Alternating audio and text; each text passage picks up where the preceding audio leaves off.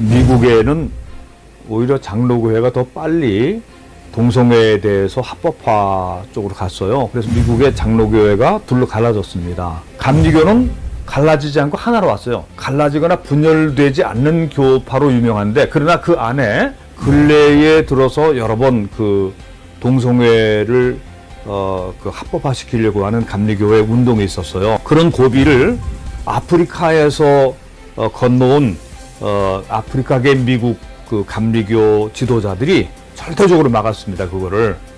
아프리카가 동성애 에이즈가 만연해서 아프리카가 망했는데, 이것을 지금 이 백인 사회에서 이것을 합법화시키면 되느냐, 아주 결사항전을 했어요. 그래서 감리교회가 동성애를 합법화시키지 않았는데, 코로나 사태 때문에 그 총회 회집을 하지 못했기 때문에 갈라질 수순을 밟고 있다는 그런 얘기를 저도 들어서 마음 아파하고 있어요. 한국의 감리교회는 복음적이고 보수적인 입장을 지금 견지하고 있는데, 이 교회, 감리교회 안에도 이동환 목사건이라든가 이렇게 해서 친동성애자들, 뭐 인권이라는 뭐 성소수자를 보호한다는 이런 측면에 그쪽으로 친동성애 쪽으로 그 기울어진 사람들도 있습니다. 그러나 그 사람들의 소리에 비해서는 그 사람들의 수는 매우 적어요. 성경 얘기를 하면은 사람들이 이제 싫어해요. 대연하게 또 성경을 얘기를 하냐. 근데 사실은 성경 얘기를 안 하면 그러면은 어떤 기준이 없어지게 되는 거예요. 예수님이 가늠하다가 현장에 잡혀온 여인에 대해서 돌들을 가지고 막 던지려고 그럴 때 어떻게 할까요? 그러는데 예수님이 너희 중에 죄 없는 자가 먼저 돌로 쳐라 그랬잖아요. 그래서 그 사람들이 다 돌을 놔두고선 이제 사라졌는데, 마지막에 예수님이 그 여인에게 너를 정죄하려고 하는 자들이 어디 갔느냐? 다 없어졌습니다. 나도 너를 정죄하지 않겠다. 다시는 그와 같은 죄를 범하지 말아라. 그리고 돌려보냈잖아요. 근데 이것을 해석하는 그 사람들이 예수님도 봐주지 않았냐 뭐 이렇게 얘기했는데, 예수님은 그를 용서하셨지 죄 없다고 그러지 않았잖아요. 그리고 다시는 죄를 범하지 말라고 엄격하게 엄하게 말씀하셨잖아요. 저는 그 동성애자들에 대해서 제가 뭐 인간적으로 뭐 이렇게 뭐 불쌍히 여겨서 그들을 괜히 모멸감 주고 싶은 뭐 그런 마음도 아닌데, 성경의 입장에서 볼 때 하나님께서 인정하지 않으시는 거예요. 내가 목사인 내가 하나님이 인정하지 않고 그들은 가증하니라, 심지어는 그들에 대해서 죽일진이라 그랬는데, 그들의 나름대로의 그 삶의 영역에서 잘 살도록 해야 돼. 난 그렇게 얘기할 수는 없다 그런 얘기예요. 그래서 주변에 이제 저하고 친한 신학자들이나 또 NCC 쪽 사람들하고 저하고 부딪히는 부분이에요. 이분들이 저하고 대화를 하다 보면 우리가 참 뭘 잘 모른다고 그렇게 생각을 해요. 근데 제가 볼 때는 그분들은 너무 몰라요. 뭘 모르느냐? 성경을 몰라요. 성경을. 청년들이나 나라 사람들한테 그 인심을 잃을 수가 있다. 그런 얘기를 하더라고요. 그래서 제가 마음속으로 잃을 때는 잃더라도 할 말은 해야 된다. 엘리야가 오히려 혼자 남았었어요. 인기 투표라든가 여론조사를 따라서 예언자의 말이 바뀔 수는 없는 거거든요. 음란과 말하자면 이 간음을 하지 말라라는 말씀은 이게 동성애를 다 포함하고 있는 겁니다. 오히려 동성애 문제는 젠더 문제를 연구하는 사람들 얘기를 들으면 단순한 남자와 남자 한 파트너 사이의 사랑 문제가 아니에요. 이거는 인간은 한 남자와 한 여자가 아름다운 사랑으로 가정을 이루라고 하는 것이 성경의 가르침이에요. 그걸 어기면은 어떻게 됩니까? 그러면 10계명에 간음해라 그렇게 나오면 좋겠습니까? 엉망되는 거죠. 그러면 성경 말씀을 따라서 사는 게 우리가 행복해지는 방법이라고 난 보는 것입니다.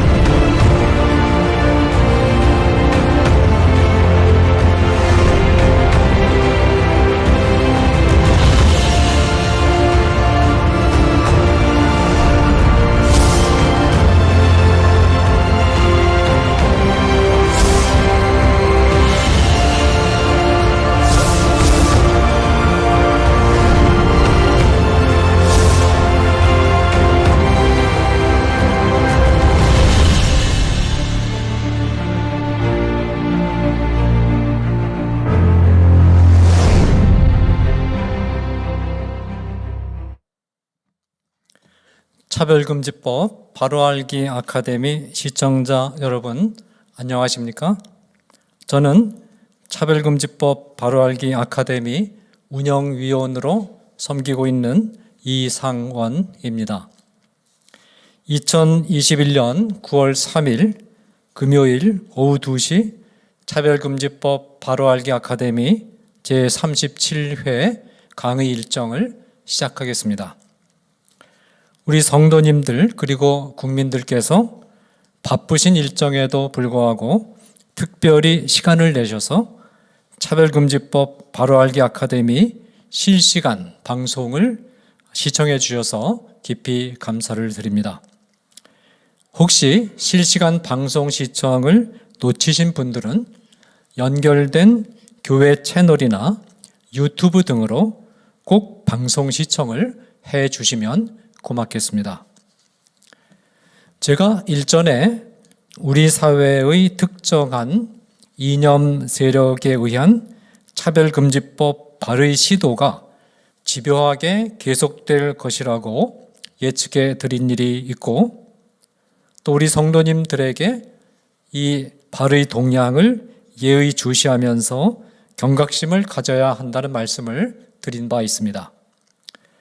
이 같은 우려를 실증이라도 하려는 듯이 지난 8월 31일 더불어민주당 소속 권인숙 의원이 17명의 국회의원들을 규합해서 올해만 벌써 4번째 평등 및 차별 금지에 관한 법률안을 다시 발의하였습니다.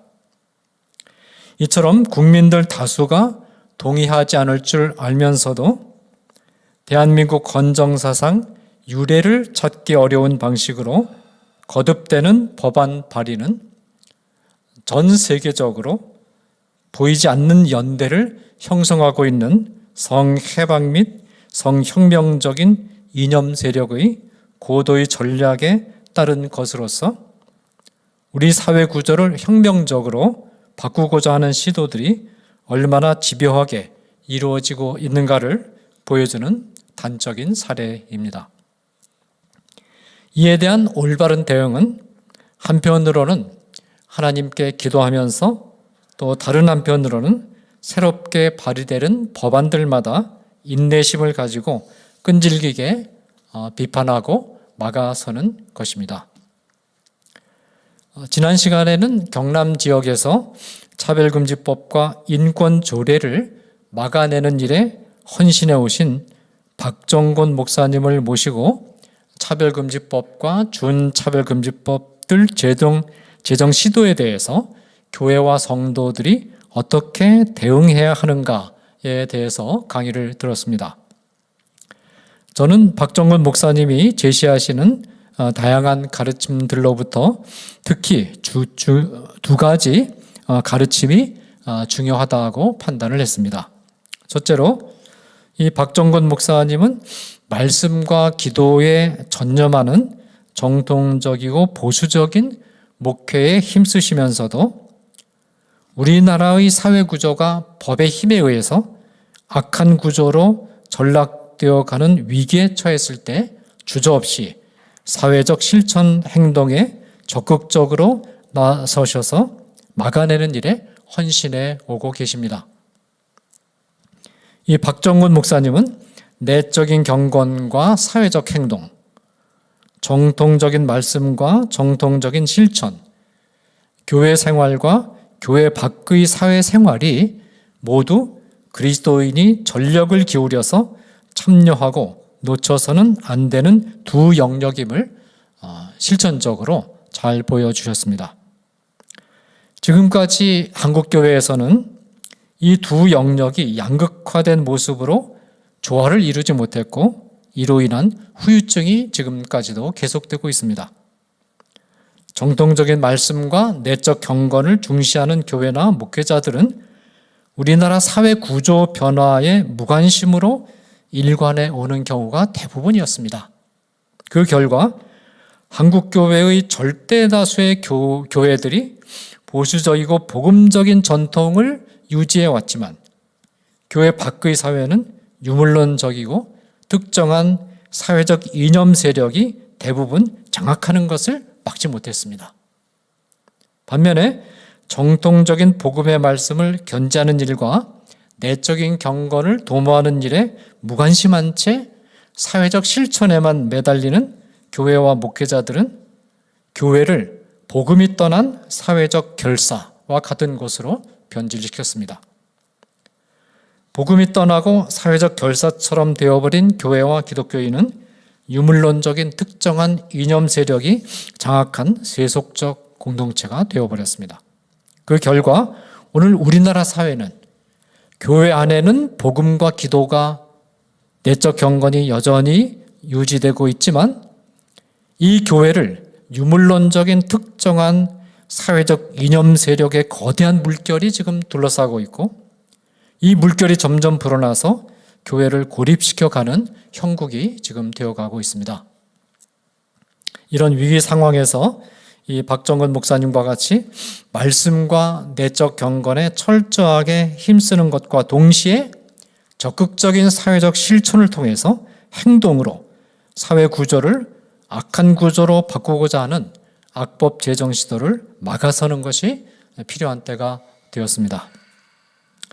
둘째로 이 박정근 목사님은 현장 목회자로서는 드물게 한국 교회에 주어진 시대적이고 역사적 사명이 무엇인가를 정확하게 인식하고 계셨는데 이 박 목사님이 가지고 계신 시대적 사명을 한국의 기독교인들과 교회가 모두 함께 공감하면서 나눌 필요가 있습니다.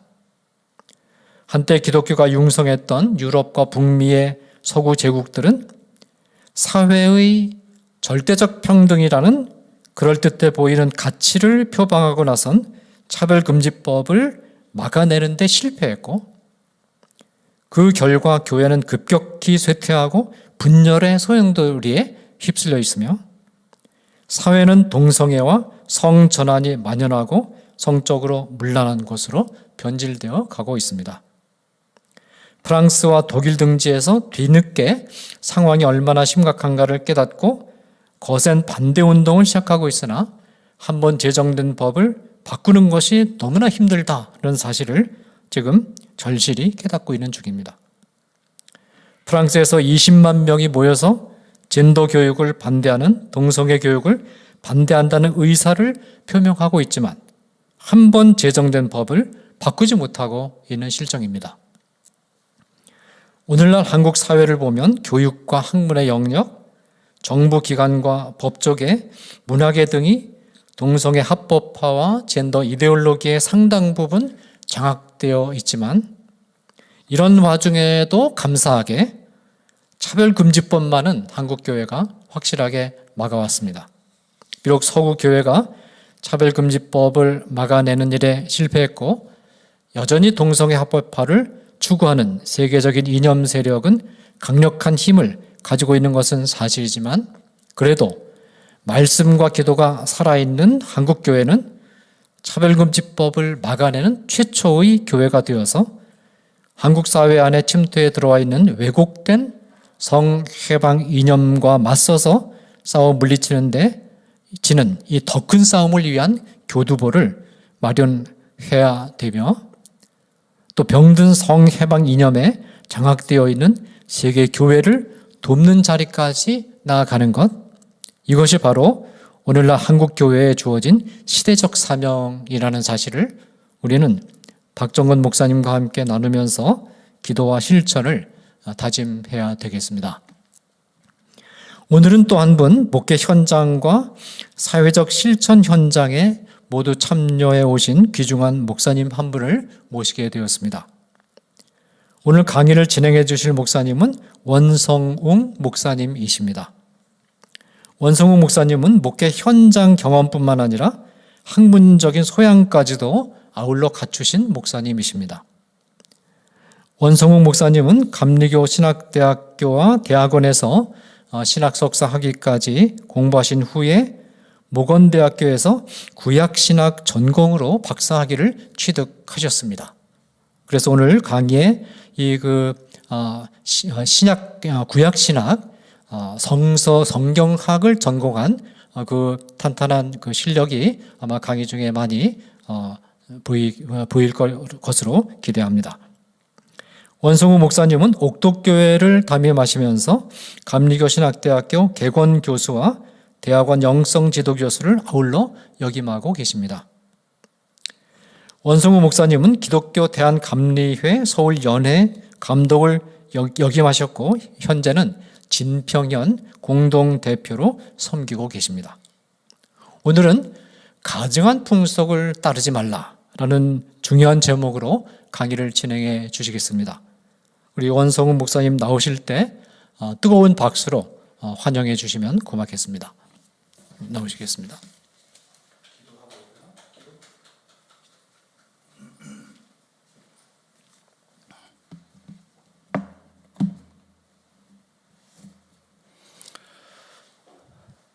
안녕하세요. 전국에 있는 우리 크리스천들과 또 우리 대한민국의 사회를 건강하게 지켜나가길 위해서 마음을 함께 가지고 계신 여러분들에게 주 안에서 평화의 인사를 드립니다. 잠깐 기도하고 시작할까요? 하나님 아버지, 무더운 여름이 지나고 가을 기운이 완연한 9월 초입니다. 하나님, 우리나라가 이제 코로나 바이러스로 많이 고난을 당했는데 이 코로나 바이러스도 속히 지나가기를 원하옵고 또 코로나 바이러스보다 더 무서운 이 죄악의 바이러스, 음란과 퇴폐의 바이러스가 우리 사회를 깜깜하게 하는 이 스모그처럼 뒤덮고 있습니다. 이것을 막아내야 될 텐데 하나님께서 거룩한 바람을 불게 하시고 하나님 이 나라와 이 백성들을 새롭게 하여 주시옵소서. 오늘 강의 위에도 함께 하시기를 비옵고 예수 그리스도의 이름으로 기도드립니다. 아멘. 요즘 여권 국회의원들을 중심으로 포괄적 차별금지법 및 평등법, 건강가정기본법 개정안 등 악법으로 일컬어지는 이 문제 있는 법안들이 마구 발의되고 졸속으로 또 심의 처리될 그런 위험성이 높아졌습니다. 이런 법안들의 기본 취지에는 인권과 정의를 구현하고자 하는 일부 선한 의도도 담겨 있다고 생각이 되지만 잘 포장된 선물 상자 속에 들어있는 독극물처럼 치명적인 조항들을 포함하고 있기 때문에 전문가들에 의해서 세밀히 검토되어야 하고 우리 사회의 진정한 인권, 평등과 행복을 위해서 더 깊이 숙고해야 할 부분들이 있음을 인정해야 할 것입니다. 이 독극물이 든 상자 안에 있는 과자나 초콜릿 같은 것들은 그걸 골라서 뭐가 됩니까? 그런 건 먹지 말아야 되죠. 다 함께 폐기 처분해야 되는 것입니다. 그러므로 현재 발의 및 심의 진행 중인 소위 악법들은 본회의에 올라가기 전에 폐지되어야 마땅하다고 봅니다. 이런 그 악법 폐지를 위해 여러 건전하고 의식이 바로 선 시민단체들이 적극적으로 활동하고 있는데 제가 오늘 여러분들과 함께 나누고자 하는 이 강의는 이 기독교계의 입장과 성경적인 근거를 중점적으로 제시할 계획입니다. 왜냐하면 성경은 특별히 그 성경 중에 구약 성경, 그 중에 이 5경, 창세기, 출애굽기, 레위기, 민수기, 신명기, 이 5경은 세계 71억 인구 중에서 기독교, 유대교는 물론이고 이슬람교까지도 경전으로 인정하는 부분이 5경입니다. 그래서 수천 년 동안 인류사에 지대한 영향을 미친 책이 이 구약성경 5경이고 또 성경이기 때문에 이 경전에 반대하는 그런 법이나 규례는 신앙인이든 비신앙인이든 마땅히 엄중한 검증을 거쳐서 제정을 해야 할 것입니다. 이렇게 그 경전과 반하는 법을 만드는데 그렇게 졸속으로 만들 수는 없는 것이죠. 그래서 관련 성경의 내용을 자세히 읽어보는 것이 좀 지루해질 수도 있겠지만 가장 중요한 부분들은 이 시간에 빠뜨리지 않고 읽어보려고 하는 것입니다. 이런 내용들은 동성애자들이나 그들을 옹호하는 신학자들이나 일부 목회자들까지도 자세히 알려고 하지 않고 애써서 외면하려고 했던 그런 내용인 것입니다. 성경에 그런 내용이 있는 줄 모르죠. 아는 사람은 그런 것을 그냥 넘어가려고 했던 것이죠. 그런데 성경에 기록된 내용을 자세히 알게 되면 법 발의자들이나 옹호하던 사람들까지도 입장이 크게 흔들릴 수 있을 것입니다. 한번 보십시다. 먼저 구약성경 이 5경 중에 세 번째 책인 레위기 18장 19장에서는 말이죠, 하나님께서 이스라엘 백성이 출애굽한 후에 그들이 오랫동안 머물러 살았던 그 애굽 사람들의 풍속을 따르지 말 것과 앞으로 들어가게 될 가나안 땅의 풍속도 따르지 말 것을 엄히 명령하고 계십니다. 그 풍속은 근친상간, 동성애와 동성결혼, 수간, 즉 동물과의 교접 등 이런 타락하고 음란한 풍속으로 인해서 땅이 그들을 토해낼 것이라고 그렇게 말씀하고 있어요. 이 레위기 18장 1절부터 5절을 한번 읽어보겠습니다.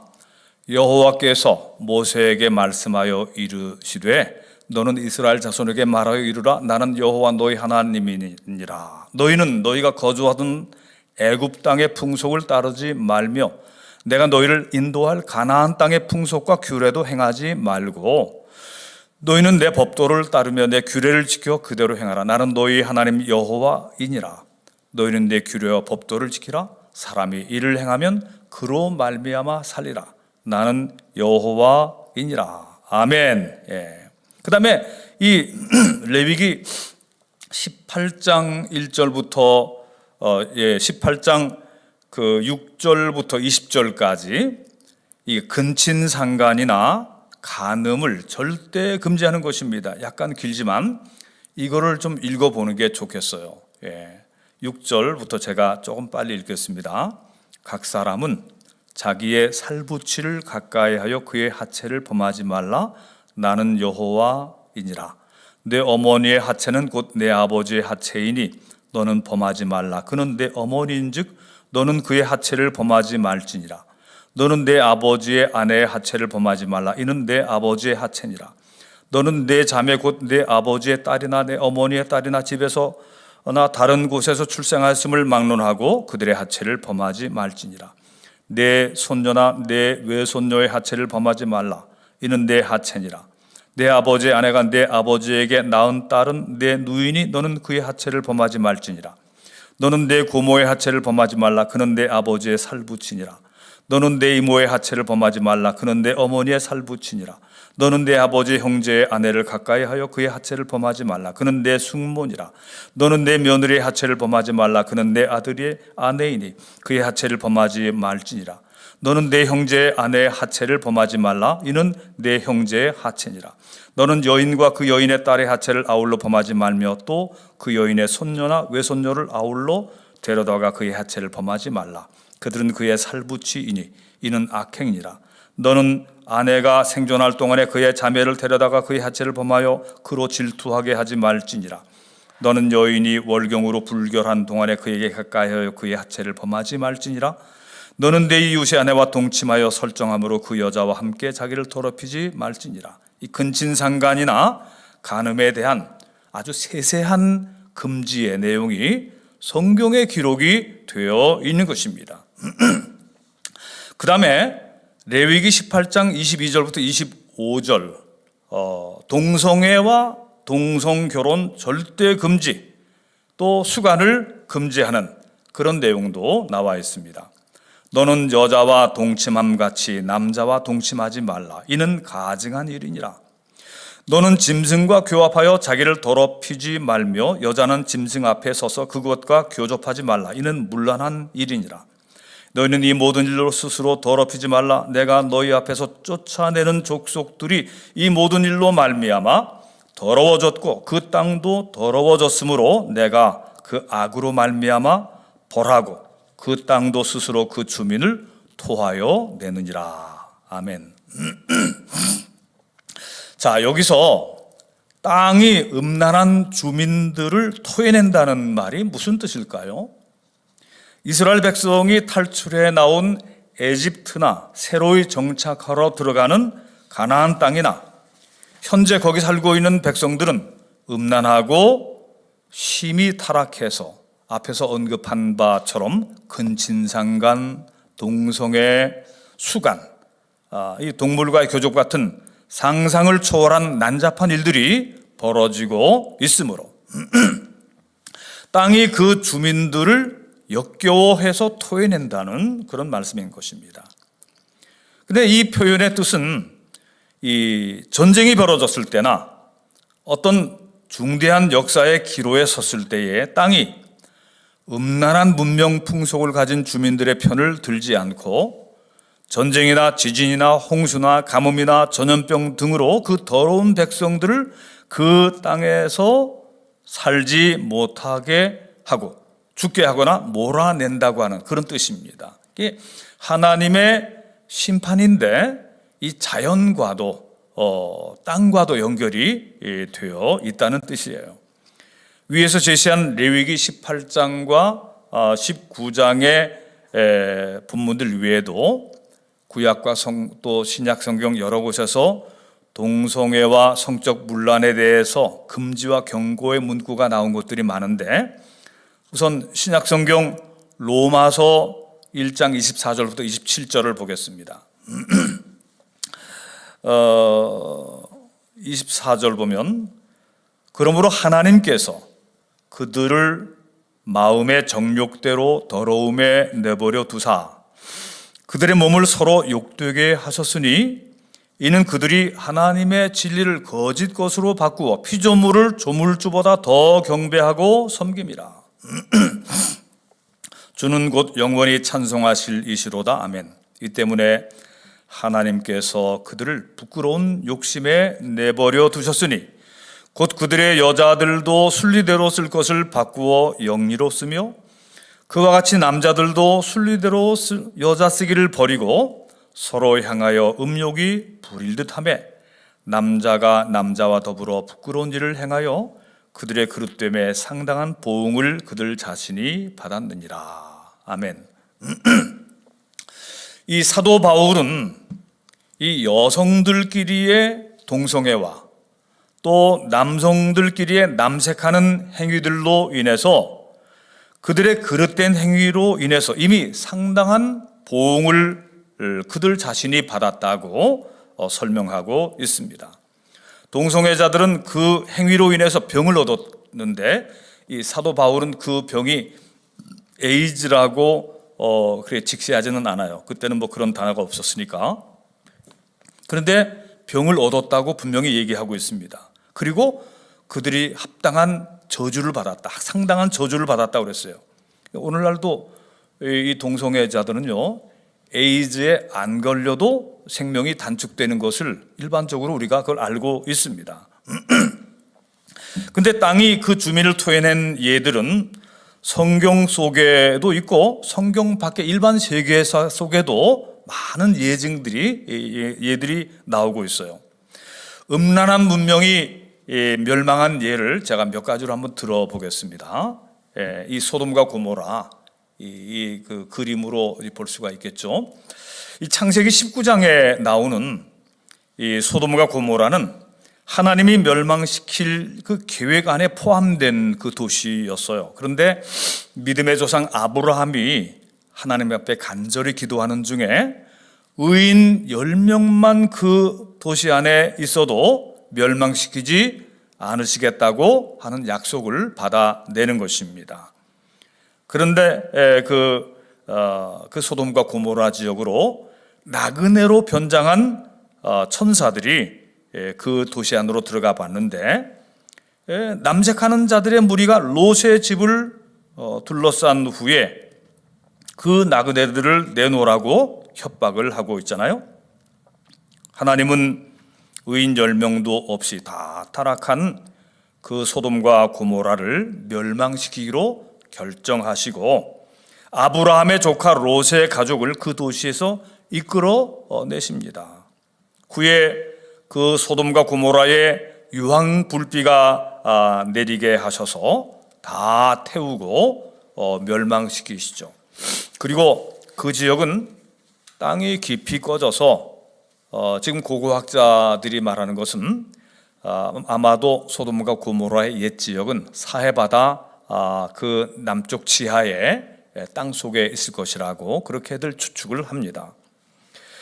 이 여호수아에 나오는 또 성경 여호수아에 나오는 이스라엘 백성이 가나안 정복을 한 역사도 하나님의 심판, 성격을 띤 땅이 그 주민을 토해내는 역사 이야기입니다. 여호수아 이야기를 한번 보십시다. 여호수아서에 기록된 그 여리고 성의 정복 이야기입니다. 이 요단강 건너편의 첫 번째 성이 이 여리고 성이에요. 근데 이 여리고 성은 아주 오래된 성읍으로서 돌로 건축된 높고 견고한 그런 성벽으로 둘러싸여져 있었습니다.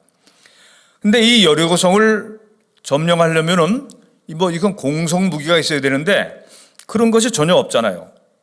그런데 하나님의 명령에 따라서 이 여호수아는 제사장들이 하나님의 언약궤를 메고 그 앞에 전군 뒤에 후군이 따르고 이스라엘 백성들이 그 뒤에 따라서 하루에 한 바퀴씩 성을 돌았어요. 나팔 소리를 들으면서 성을 돌았습니다. 둘째 날도 셋째 날도. 그러나 제7일째 되는 날에는 7바퀴를 돌고서 제사장들의 나팔 소리에 따라서 크게 함성을 질렀어요. 막 크게 함성을 질렀는데 그러자 그 성이 우르르 무너져 내렸어요. 돌로 잘 건축된 그 성이 무너져 내렸던 것입니다. 이 여리고 성이 무너져 내린 것은 하나님께서 행하신 심판의 역사였어요. 그런데 좀 상상력을 발휘해서 해석을 해본다면 이거 땅이 토해낸 겁니다. 땅이 토해낸 것입니다. 아마 좀 민중신학적 그리고 사회학적 상상력으로 좀 해석을 해본다면 이 여리고성은 외부의 침략으로 무너진 것이 아니라 그 여리고라고 하는 그 도시국가 그 사회 내부에 붕괴가 있었기 때문에 제사장의 나팔 소리에 따라서 이스라엘 백성이 큰 함성을 지르자 와르르 무너져 내렸다는 것이죠. 이제 이런 사건이 있기 바로 전에 여호수아의 부하 두 사람이 특별 임무를 띠고 여리고를 정탐하러 들어갔잖아요. 그런데 여리고의 그 수사 경찰한테 들켰습니다. 정탐꾼 두 사람은 급히 피하다가 그 성벽 옆에 붙어 있는 기생 라합의 집으로 도피하게 되는 것이죠. 근데 그때 기생 라합은 그 사람들을 신고하지 않고 이스라엘 정탐꾼들을 위험에서부터 구해주는 것입니다. 이 라합은 여리고 성민 중에서 가난한 하층민이라고 볼 수가 있겠어요. 주막집을 운영하는 여성이라고 볼 수 있겠습니다. 근데 그 라합은 말이죠. 그 자기가 살고 있는 여리고 성이 몹시 타락하고 불의하고 더럽고 음란해서 마침내 하나님의 심판을 받을 거라고 하는 그런 믿음을 가지고 있었던 것이라고 생각이 돼요. 라합은 이미 광야에서 행진해서 올라오고 있는 이스라엘 민족에 대한 소문을 듣고 있습니다. 그래서 그 이스라엘 민족이라고 하는 그 민족은 유일신 여호와라고 하는 하나님을 섬기는데 그들의 하나님은 전능하시고 거룩하시고 정의로우셔서 가난하고 약한 자들을 불쌍히 여기시는 분이시라는 소문을 듣고 그 새로운 종교를 받아들일 준비를 하고 있었던 것입니다. 라합은 그래서 자기도 유일신 하나님을 믿는 신앙적인 결단을 함으로써 자기와 자기 가족의 구원을 위해서 생명을 걸었던 것이지요.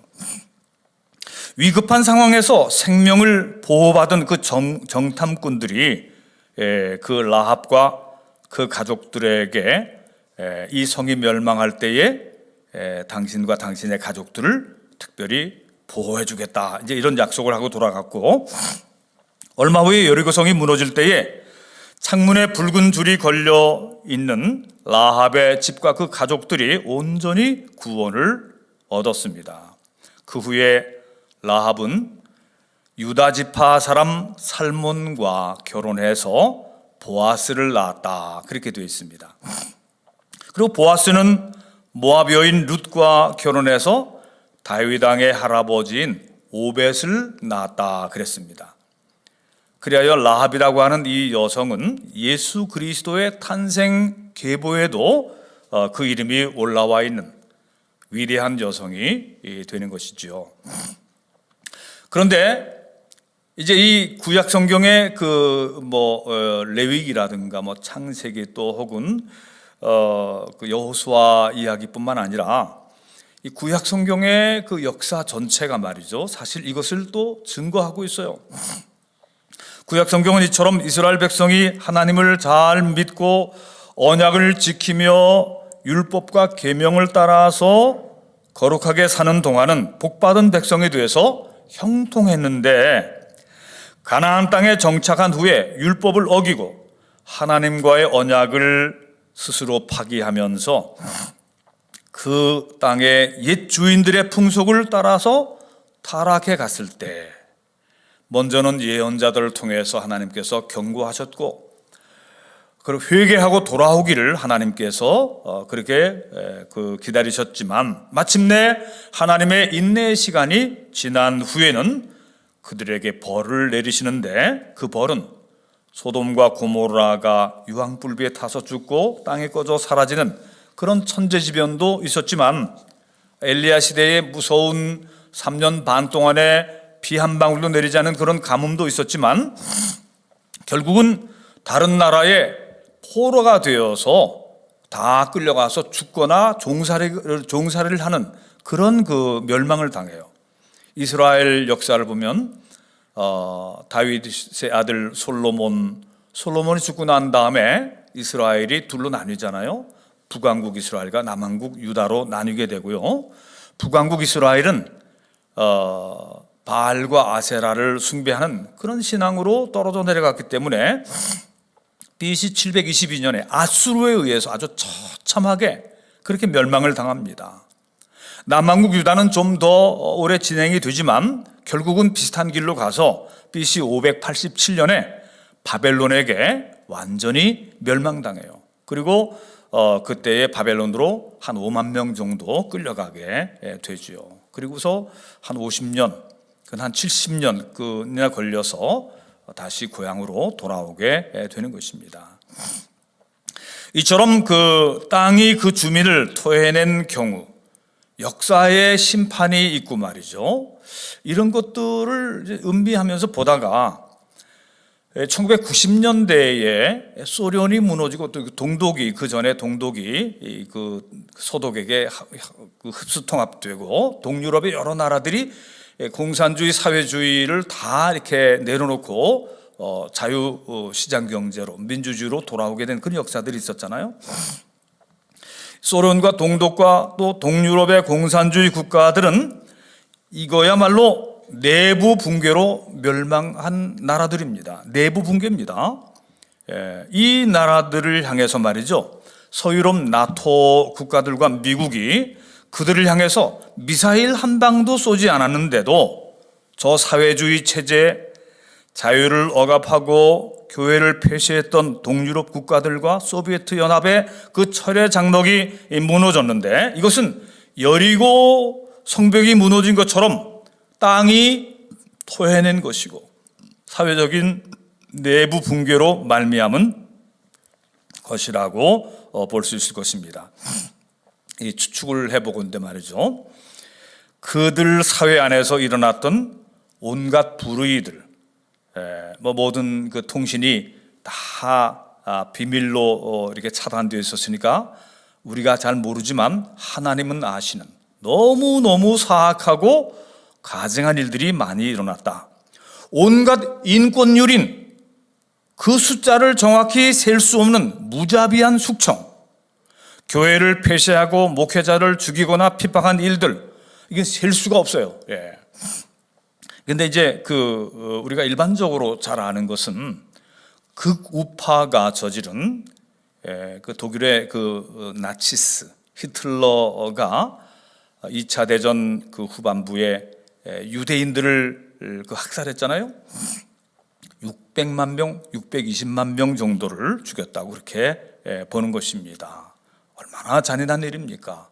그런데 이런 것을 우리가 절대로 그런 일이 없어야 된다고 말하고 교훈 삼지만 이 소련의 레닌, 그를 뒤이은 스탈린의 숙청으로 죽은 사람의 수는 최소한 2200만 명입니다. 그것은 뭐 우리 고려인들, 저 두만강 넘어 있던 그 고려인들을 인권 유린하고 중앙아시아로 끌어갔던 그런 얘기, 그런 뜻은 싹 빼고 자기네들 체제 안에서 사람을 죽인 일이 공식적으로 얘기되는 거 2200만 명이에요. 이게 공산주의 사회, 자기네들의 어떤 그 프롤레타리아 천국을 만들기 위해서 사람을 죽인 일은 히틀러의 600만 명보다 더 많은 사람들을 몇 배, 뭐 10배 이상 많은 사람들을 죽였다 그런 얘기입니다, 사실은.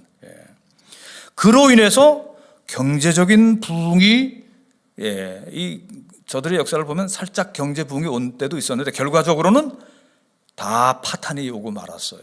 서구 사회하고 비교할 수 없게 되어버리고 말았습니다. 동독이 그 공산주의 사회 속에서 제일 잘 사는 나라였는데 서독의 10분의 1의 경제력이었다고 말합니다.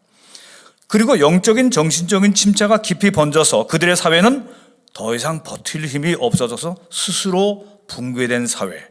그게 동독, 동유럽, 소비에트의 공산 국가인 소련, 이런 나라들이 그렇게 된 것입니다. 이것이 오래전에 한 3,000년 전에 3,500년 전에 여리고의 붕괴, 가나안 땅의 무너짐, 이런 것도 하나님의 심판과 더불어서 그 사회 내부가 또 붕괴되는 그런 상황이 있었을 거라고 추측해 볼 수 있습니다. 자, 그러면 오늘 우리나라의 문화, 우리가 사는 현대 문명은 어떤 정도인가? 우리 시대의 문화와 우리 시대의 문명과 풍속도도 이건 뭐 멸망 직전까지 와 있다고 말해도 이거 전혀 과언이 아닌 것입니다. 자살자가 OECD 국가들 중에 여러 해 동안 계속 1위입니다. 우리나라가 1위가 말이죠. 부끄러운 거 아닙니까? 자살자가 1위다. 간음, 이혼, 근친상간, 청소년 범죄, 군대 안의 성폭력. 이거 왜 군대 안에 이런 성폭력이 자꾸 일어나냐 말이죠. 정치 지도자들의 성폭력 행위들이, 성폭행들이 미투로 고발이 되어서 어떤 사람 자살했잖아요. 어떤 사람은 대선 후보로까지 이름이 올라가 있었는데 감옥에 가 있잖아요. 이런 일이 한두 건이 아닌 것입니다. 현재 특별히 여당 의원들이 밀어붙이고 있는 이 동성결혼 합법화를 인정하고 시도하려고 하는데 그 안에 사실 포괄적 차별금지법 안에 이거 들어있잖아요. 평등법 안에 이거 들어있잖아요. 건강가정기본법 개정안 안에 이거 들어있잖아요. 왜 숨겨서 이걸 통과시키려고 하는 것입니까? 최근에 그 N번방, 이 청소년 음란 이 성매매 조직에 관해서 이것이 이게 드러나서 이게 재판을 받았는데, N번방 청소년 음란 성매매 조직을 운영했던 그 주범, 조주빈이라는 사람이 그 종신형을 받고 수감이 되는 걸 봤어요. 텔레비전 뉴스를 통해서. 이 사람 나이가 몇 살인지 아십니까? 이 사람 나이가 25이에요. 25. 그리고 그 공범들이 다 20대예요.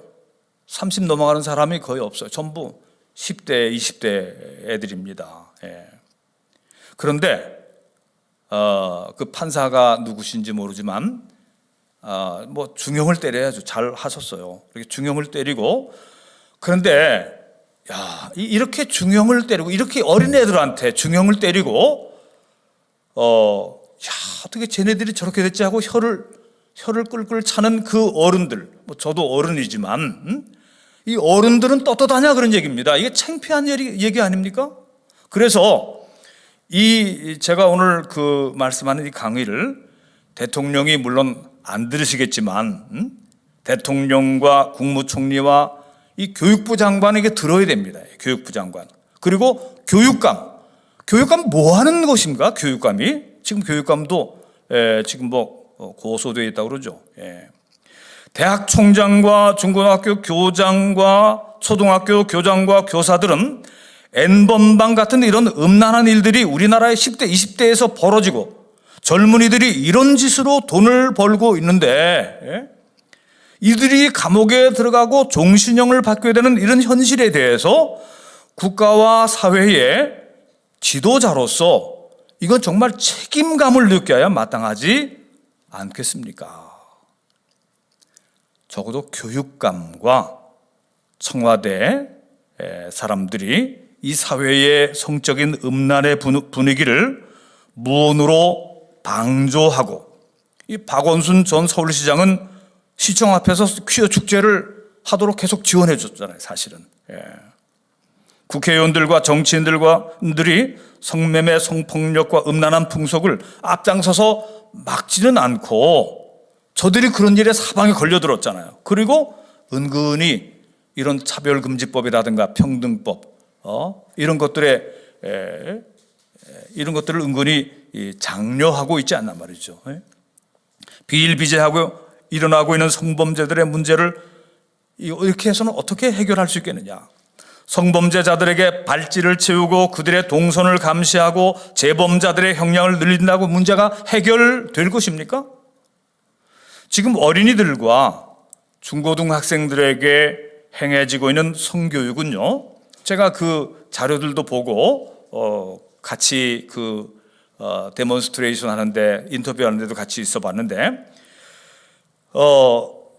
지금 중고등학생들한테 지금 현재 진행되고 있는 성교육은 거의 아이 낳지 않고 성애를 즐기도록 하는 음란 방조 교육과 다를 바가 없었어요. 학부모들이 텐트 치고서 교육위원회 앞에서 데모를 하고 있었습니다. 아이들과 청소년들에게 경건과 절제와 책임지는 사랑과, 그리고 일부 일처제의 상식적이고 윤리적인 가정을 이루는 그런 성윤리에 대해서는 아예 가르치지도 않고 너희 육신의 충동대로 해라, 이렇게 가르치고 있어요. 이게 바른 성교육입니까?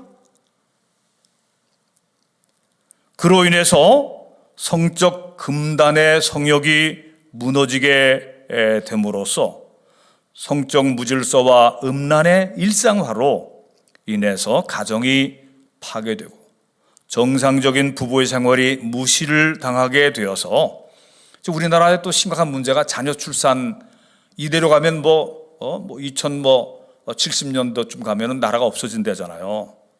아이를 안 낳으니까, 그럼 누구의 나라가 됩니까? 다른 나라 사람들이 들어와서 대한민국 주인이 되겠죠. 지금 이렇게 되는 상황인데 동성애까지도 합법화 시켜놓으면은 그 아이는 누가 낳아요? 그러면 건강한 양육도 힘들어집니다. 결과적으로 건전한 사회가 붕괴됨으로 인해서 창조 질서의 사회가 무너져서 다시 흑암과 혼돈, 카오스의 상태로 돌아가게 되지 않을까, 이런 우려가 깊은 것입니다. 자, 이제 한번 또 이제 어떤 분이 또 그렇게 말할 수도 있을 거예요, 아마. 원성웅 목사가 그 논리의 비약을 잘한다, 그렇게 말할 수도 있을 것 같아요. 그러나 자세히 생각하면 그게 비약이 아닙니다. 자, 지금 전 세계적으로 기상이변이 일어나서 지금 비상이 걸렸어요. 인류는 자신들의 편리와 혜택을 위해서 산업을 발전시킴으로써 탄소를 많이 배출하게 되었어요. 지구의 기온이 계속 올라가고 있는 것입니다. 최근에 그린랜드 섬에 만년설이 녹았다고 그러잖아요. 눈 대신 그린랜드에 북극권에 가까운 그런 데도 비가 왔대요. 눈 대신. 유럽에 400년 만에 대홍수가 일어났대요. 중국에도 큰 물난리가 연이어 일어나고 있습니다. 유엔 환경기구의 기후협약은 탄소 배출량을 줄여야만 인류가 살 수 있다고 말합니다. 그래서 우리나라도 뭐 태양광과 풍력 발전으로 뭐 다 대체한다고 야단법석입니다. 멀쩡한 나무까지도 막 자르고 야단들이죠. 그런데 전 뭐 여기에 반대하는 건 아니에요. 이 탄소 배출량 줄여야 되죠. 근데 이런 일들은 인간의 이기심과 탐욕을 절제하는 운동이라고 볼 수가 있습니다. 제 아내가 요즘 그 플라스틱 칫솔 대신 나무로 된 칫솔을 쓰더라고요. 이것도 이제 플라스틱 공해 때문에 또 그런 걸 줄이기 위한 또 하나의 그 생활 실천이죠.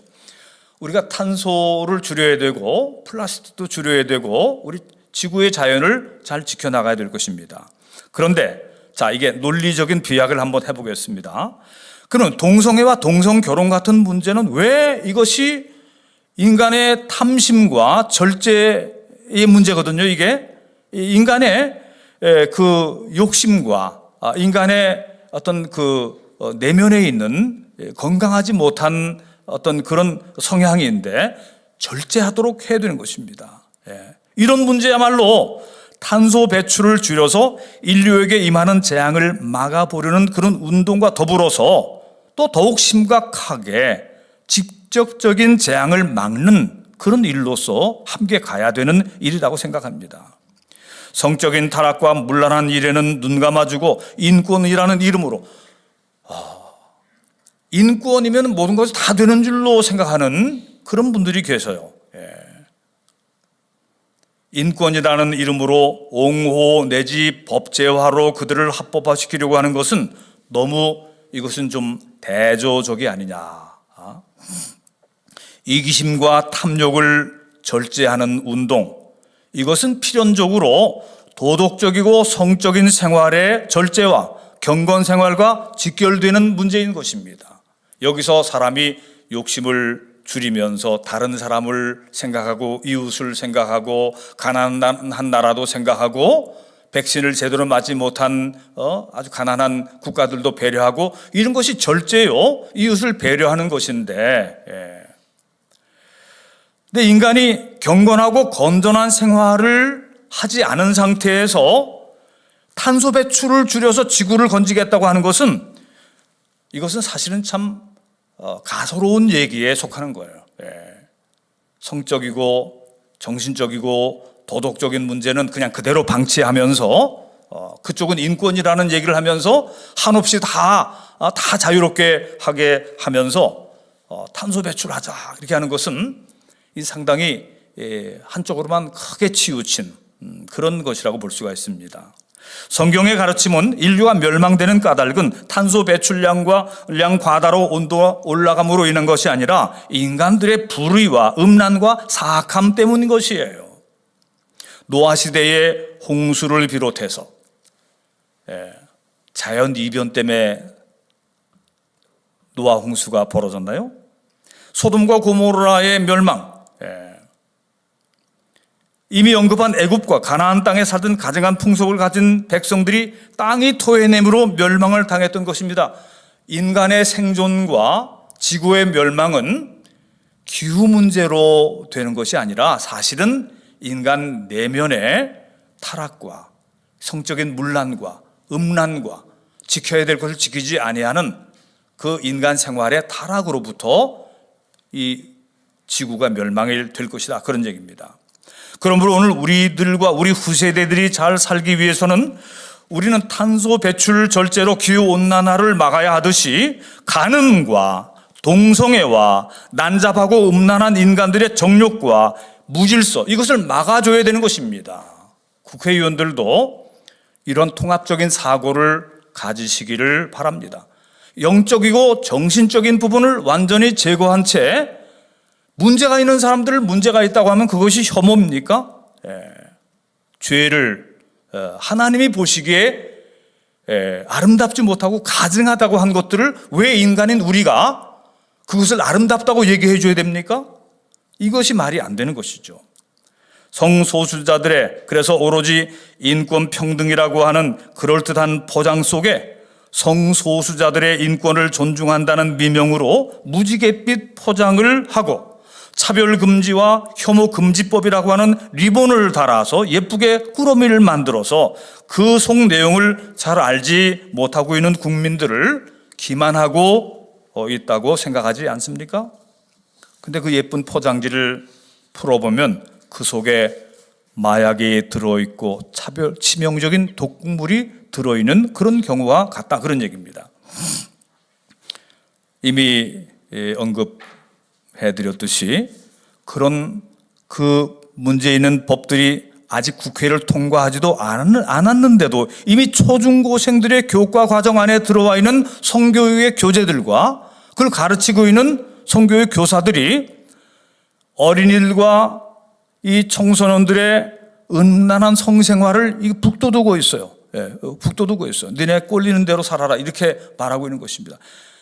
성생활은 절제해야 되고 너희가 책임져야 되는 것이고, 한 남자와 한 여자가 아름다운 사랑과 결혼을 통해서 가정이 이루어지는 것이고, 이런 것을 얘기를 하지를 않고 무조건 성애자들로 그들을 가르치고 있는 것입니다. 하나님은 이런 세상 속에서 살고 있는 우리에게 어떻게 살라고 말씀하실까요? 다시 성경으로 돌아가서 베드로전서 2장 9절부터 12절을 제가 읽어 보겠습니다. 그러나 너희는 택하신 족속이요 왕같은 제사장들이요 거룩한 나라요 그의 소유가 된 백성이니 이는 너희를 어두운 데서 불러내어 그의 기이한 빛에 들어가게 하신 이의 아름다운 덕을 선포하게 하려 하심이라.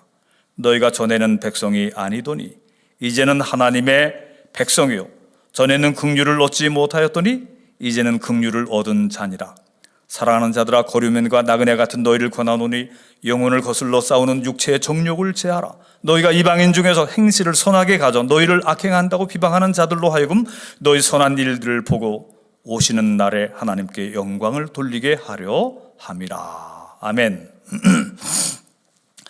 우리 그리스도인들은 하나님이 택하신 족속이고 왕같은 제사장들입니다. 또한 거룩한 나라요 그의 소유가 된 백성인 것입니다. 이렇게 택하여 주신 것은 우리를 어두운 데서 불러내어서 그의 기이한 빛에 들어가게 하신 이의 아름다운 덕을 선포하게 하려 하십니다.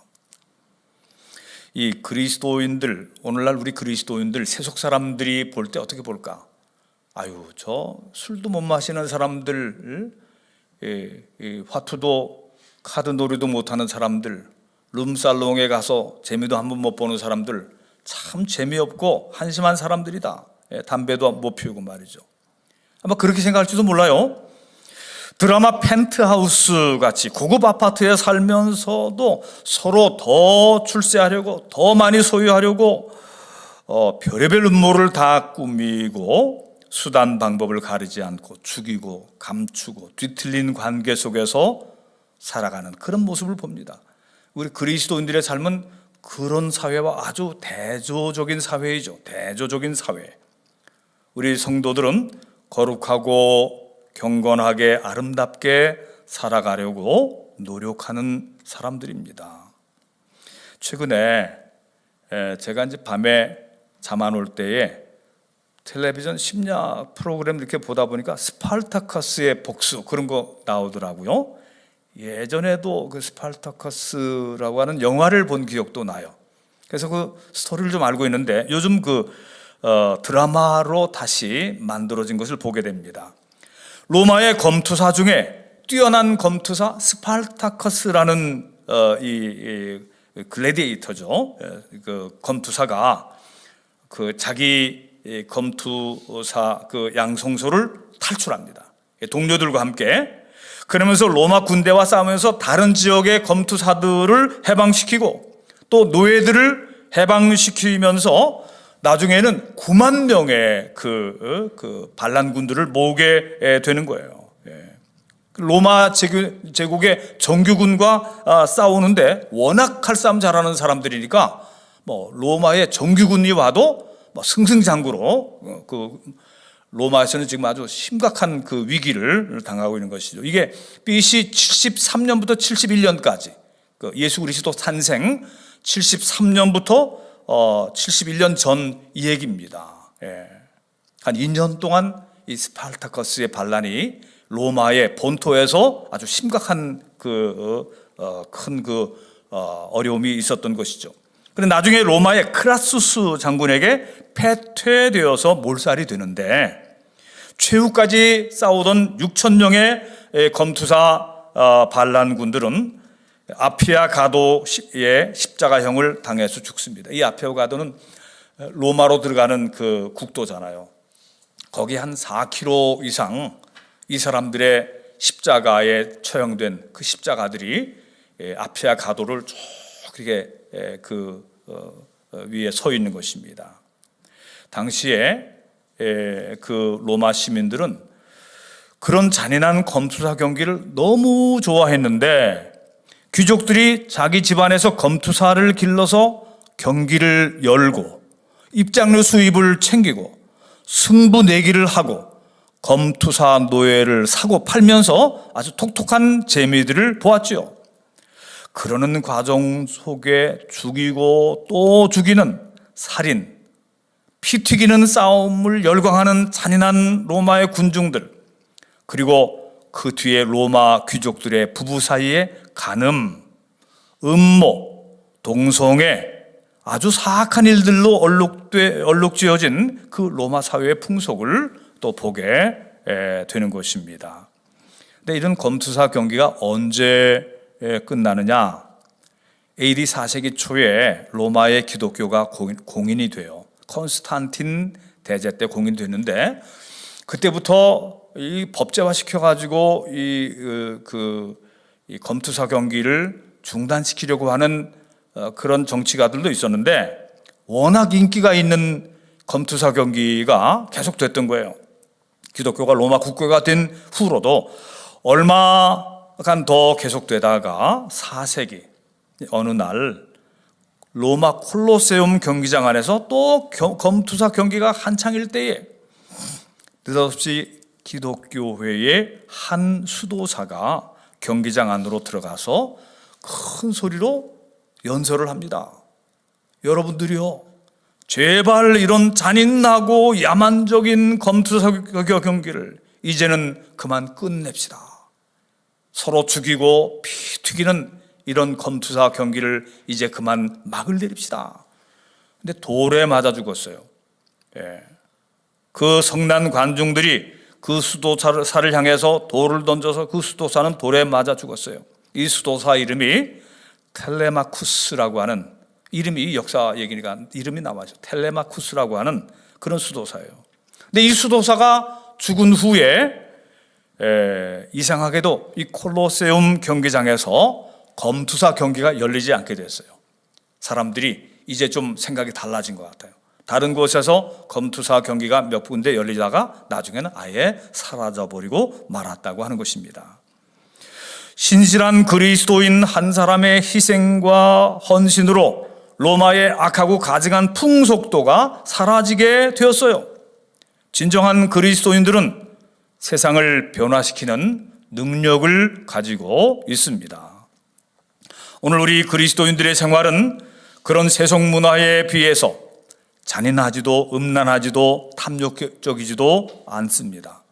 그들에 비하면 성도들은 거룩하고 경건하게 살려고 노력하며 서로 불쌍히 여기고 긍휼히 여기며 자기 것을 나누어 가난한 사람들을 돌보려고 하고 있어요. 우리나라가 세계적으로 미국 다음으로 많은 나라에 선교사들을 보냈잖아요. 이 선교사들은 우리나라에 영사관도 없는, 대사관뿐만 아니라 영사관도 없는 그런 지역까지 가서 다 선교를 하고, 선교할 때에 복음만 전하는 것이 아니라 그들의 교육과 의료와 그들의 복지도 같이 돌봐가면서 사랑으로, 사실 이런 선교사들이 우리나라의 국위, 이 대한민국의 좋은 이미지를 얼마나 많이 올렸는데, 그것을 이 세상 사람들이 아직도 잘 모르고 있죠. 오늘날 기독교와 선교사들이 자신과 인생을 바쳐서 얼마나 착하고 선한 일들을 많이 하고 있는데, 우리는 이 시대에 우리의 경건한 삶과 거룩한 삶, 사랑하고 용서하고 서로 돌아보고 정직하고 정의롭게 선하고 착한 삶을 살아감으로써 세상 사람들이 교회와 성도들을 보고 욕할 거리가 없어지도록 그렇게 더욱 노력을 해야 할 것입니다.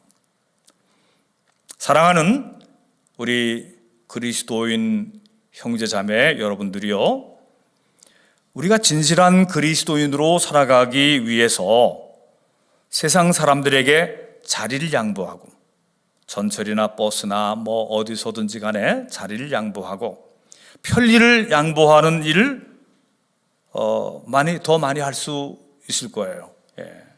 그런데 그런 편리와 이익들을 다 양보하더라도 절대로 양보하면 안 될 것이 있습니다. 그것은 하나님께 영광을 올려드리는 일, 하나님께 예배드리는 일, 이것은 우리가 양보할 일이 아닙니다. 왜 하나님께 예배드리는 일을, 그것을 왜 양보를 해야 됩니까? 우리는 지킬 것은 지키면서 살아야 돼요. 우리 코로나 때문에 코로나는 감염 위험이 있기 때문에 이것은 과학적으로, 의학적으로 그래서 거리를 둬야 되고 비대면해야 되고, 그 중에 맞는 얘기도 있지만 왜 교회를 문 닫으라고 합니까?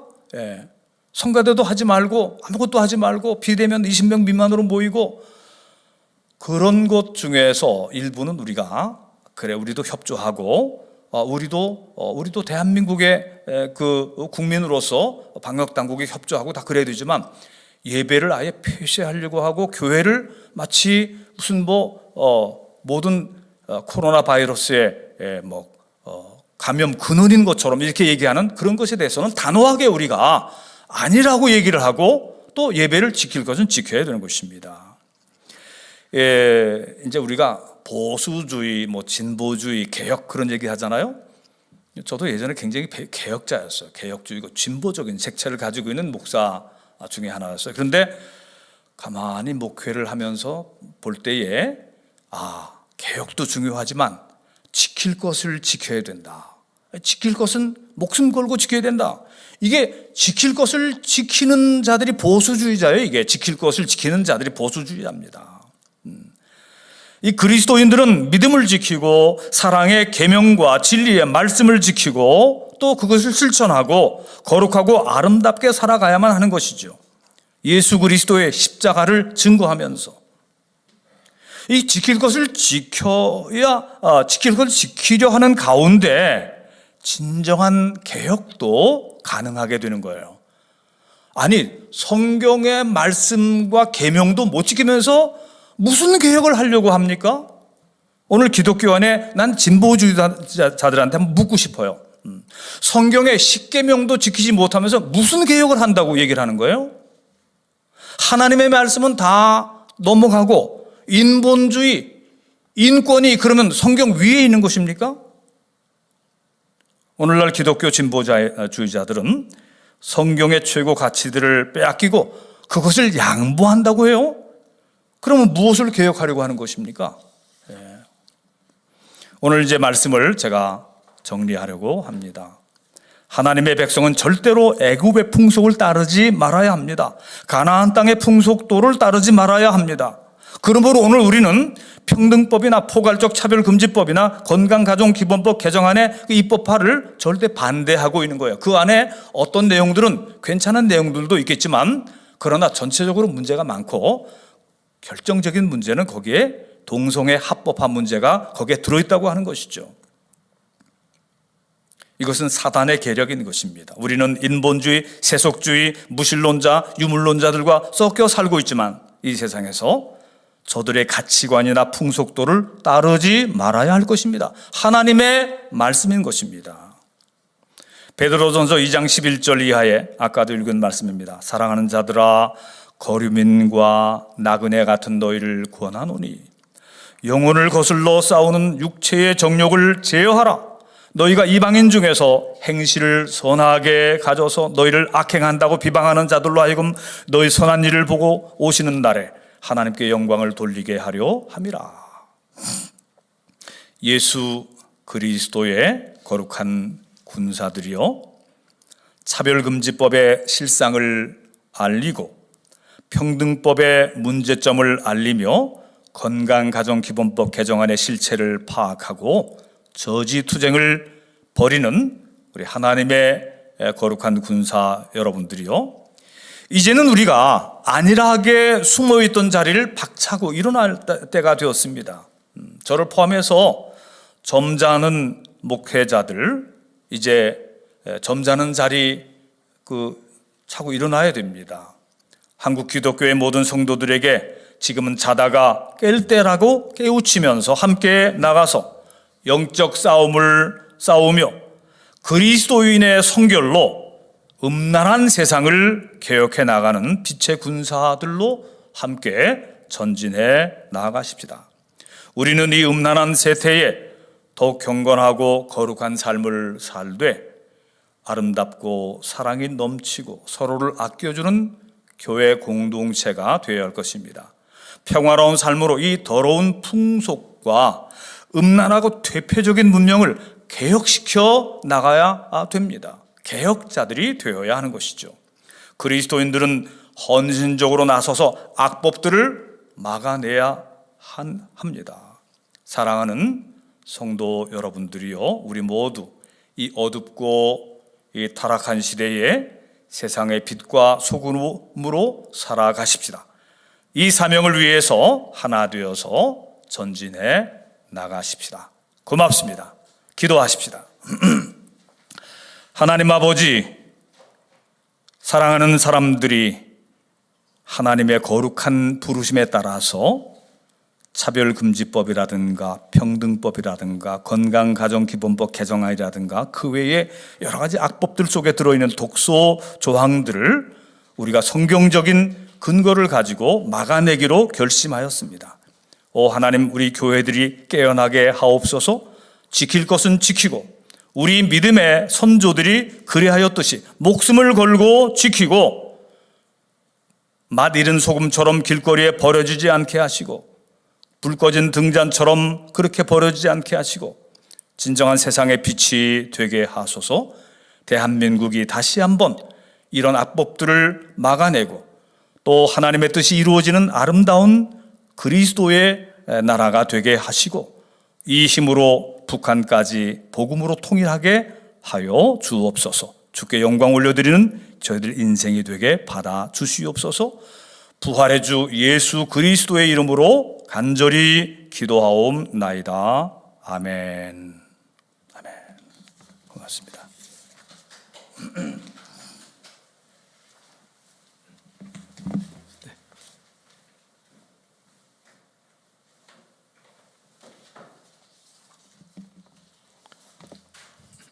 네, 오늘 원성웅 목사님께서 아주 열정적으로 이 성경학에 대한 넓은 그리고 정확한 그런 관점을 배경에 깔면서 이렇게 그 차별금지법 또 현대 사회에서 일어나는 이런 문제들에 대해서 좋은 강의를 해 주셔서 참으로 감사드립니다.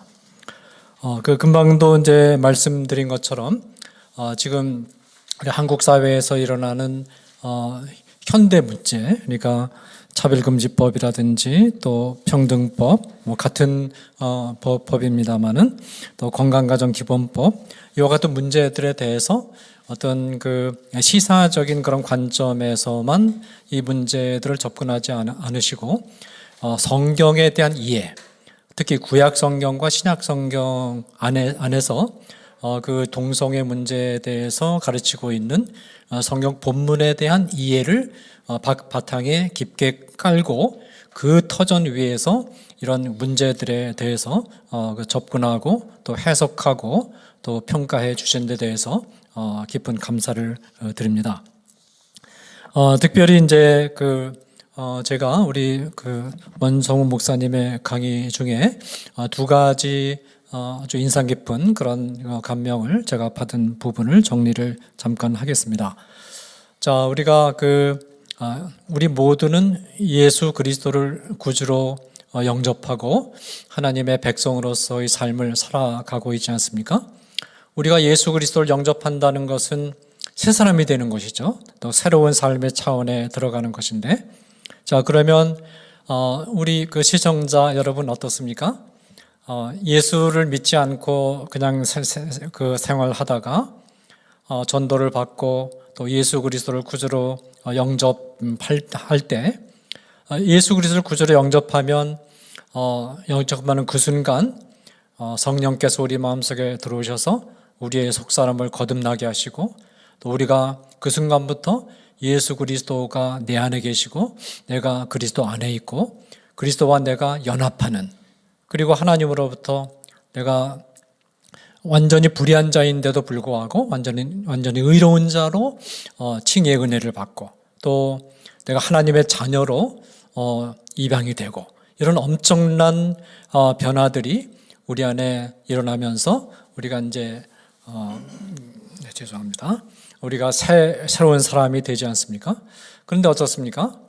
자, 이렇게 예수 그리스도를 구주로 영접하고 난 후에 눈을 감고 이렇게 진실한 기도를 드리고 난 후에 우리 눈을 떠 보면 우리가 만나는 세상이 그 이전과는 다른 천국과 같은 그런 세상으로 완전히 변했을까요? 그렇지 않습니다. 예수 그리스도를 구주로 영접해서 우리의 속사람이 엄청나게 변화되는 재창조, 재탄생의 이 엄청난 그런 변화가 우리 안에 일어났지만, 그러나 우리가 기도를 마치고 눈을 떠서 이 세상을 바라보면 우리가 예수 그리스도를 구주로 영접하기 전에 우리가 살았던 세상이나 예수 그리스도를 구주로 영접한 이후에 우리가 살아갈 세상이 같은 세상, 전혀 변함이 없는 같은 세상임을 우리가 발견하게 됩니다. 자, 그러면 우리에게 있어서 그러면 변화된 것은 무엇일까요? 똑같은 세상인데 그 세상을 평가하는 관점이 달라진 거죠. 그 세상에 임하는 태도가 우리에게 달라진 거죠.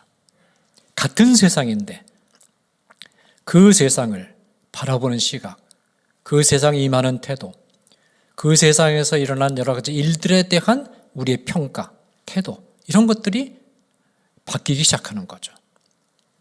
자, 그래서 오늘 우리 목사님께서 이제 가장 중요시하는 본문, 레위기의 본문에 보면 그런 말씀이 있지 않습니까? 너희가 애굽 땅의 풍속도 좇지 말고 가나안 땅의 풍속도 좇지 마라. 자, 애굽 땅은 이스라엘 백성들이 출애굽의 은혜를 받기 전에 살았던 이방 세상입니다. 이 출애굽의 은혜라는 것은 엄청난 은혜 아닙니까? 홍해 바다가 갈라지고, 홍해 바다가 갈라지기 전에 10가지 기적이 일어나고, 그리고 그런 엄청난 하나님의 그런 역사를 통해서 이제 애굽 땅을 떠나는데, 애굽 땅을 떠나서 이스라엘 백성이 걸어가야 될 광야라는 세상은 어떻습니까? 애굽 땅보다 훨씬 좋은 세상일까요? 그렇지 않습니다.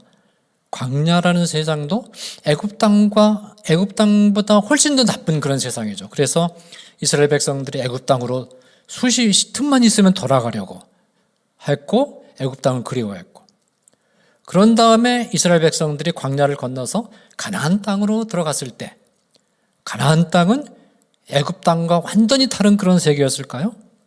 그렇지 않습니다. 똑같은 땅입니다. 애굽 땅, 광야, 그리고 가나안 땅, 똑같은 땅입니다. 그러면 무엇이 하나님께서 이스라엘 백성들에게 원하시는 것은 무엇일까요? 동일한 세상입니다. 하나님을 믿지 않은 세상은 동일한 세상입니다. 약간의 특별한 풍속의 차이는 있어도 별 차이가 없습니다. 같은 세상입니다. 하나님을 믿지 않은 세상, 그것이 애굽 땅이든 가나안 땅이든 광야든 간에 하나님을 믿지 않는 그런 세상에서 통용되는 여러 가지 생활 습관, 가치관 이런 것에 대해서 이제는 너희가 다르게 해석해라. 이제는 너희가 다른 태도로 임하라. 이제는 그런 풍속에 대해서 필요할 때 경우에는 거리를 두라. 그러니까 이것이 바로 하나님께서 우리에게 원하시는 거죠. 결국 하나님께서 이스라엘 백성들에게 원하시는 것은 무엇입니까? 애굽 땅의 풍속도 이스라엘 백성이 애굽 땅을 떠나기 전에는 애굽 땅의 풍속이 그냥 그러려니 이건 인간 세상에서는 다 그렇게 사는 것이거니 하고 그렇게 살았을 겁니다. 별 이의를 제기하지 않고 그것이 왜 나쁜지 나쁘다는 그런 생각도 하지 않고 그런데 하나님께서 원하시는 것은 그런데 너희들이 나를 믿기 전에 그냥 평범하게 평범하고 문제가 없고 그저 순응하고 따라가야 될 그런 풍속으로 간주했던 것들에 대해서 이제는 가증하게 여기라. 혐오하라라는 것입니다. 혐오하면서 그 풍속을 과감하게 떠나라는 것입니다. 똑같은 습관이 가나안 땅에도 있습니다. 오히려 이 성적인 어떤 일탈에 관해서는 가나안 땅이 애굽 땅보다 더 심각합니다. 하나님은 애굽에서의 풍속도 가증한 풍속이라고 말씀하셨고 가나안 땅의 풍속도 가증한 풍속이라고 말씀하셨습니다. 그리고 그 가증한 풍속에 여러 가지가 있죠. 특히 이제 중심이 되는 것이 성적인 일탈, 근친상간, 간음, 동성애, 그리고 수간 이런 것들. 그리고 거기 뭐가 첨가되어 있느냐 하면 어린 아이들을 미동들을 갖다가 신에게 제물로 바치는 불태우든지 이렇게 해서 제물로 바치는 그런 종교 습관이 끼어 들어가 있는데 이것도 사실은 성적인 문제와 관련이 있습니다. 왜 미동들을 어린아이들을 제물로 바치느냐? 신들이 어린아이들과 일종의 동성애하는 것을 좋아하기 때문에. 왜 어린아이들을 제물로 바치느냐? 소위 말하자면 소아성애, 미동과의 성관계, 미동과의 성관계를 좋아하는 신들을 만족시키기 위해서 어린아이들을 제물로 바친 것입니다. 그러니까 어린아이들 제물로 바친 이 습관도 이게 바로 정적인 것과 관련되어 있습니다. 그래서 이게 한 묶음으로 레위기에서 다 묶여져 있는 것이거든요. 그래서 물론 가증한 풍속에는 이런 것들뿐만이 아니라 정치적으로 폭력을 행사한다든지 가난한 자, 고아, 과부 이런 사람들을 돌보지 않는 그런 문제들도 다 포함이 되지만 그 핵심 속에 무엇이 있느냐면 성적인 일탈행위가 있고 그 성적인 일탈행위의 중심 속에 또 무엇이 자리 잡고 있습니까?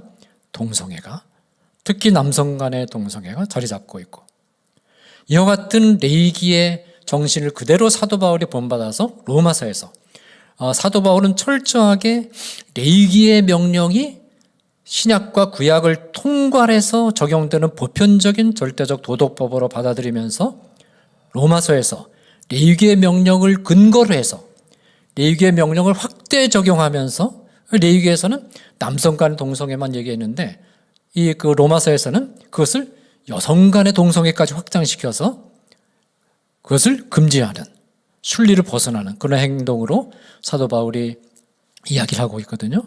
그러니까 결국 이런 레위기라든지 로마서라든지 이런 성경들이 가르치는 바는 뭐냐면 이런 성적인 일탈행위, 동성애를 핵심으로 하는 성적인 일탈행위에 대해서 가증하게 여기라.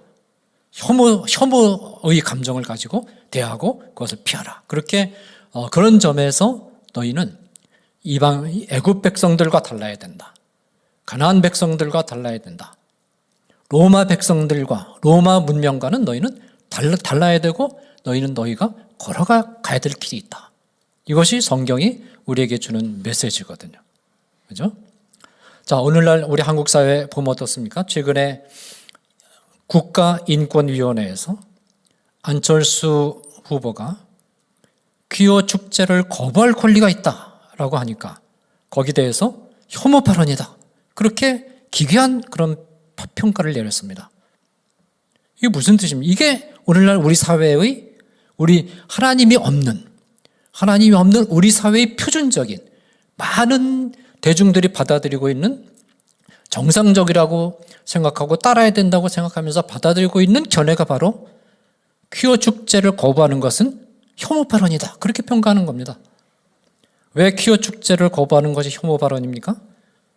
퀴어 축제라고 하는 것은 동성애를 허용하는 것인데 결국 동성애에 대한 어떤 형태의 부정적인 표현을 하는 것은 다 혐오 표현으로서 이것은 차별이고 이것은 허용돼서 안 된다. 그것이 바로 인권위원회의 입장이고 그것이 현 정부에 속한 많은 정치인들 또 많은 젠더주의에 장악된 현대 학계, 법조계 그리고 문화계의 보편화된 그런 입장 아니겠습니까?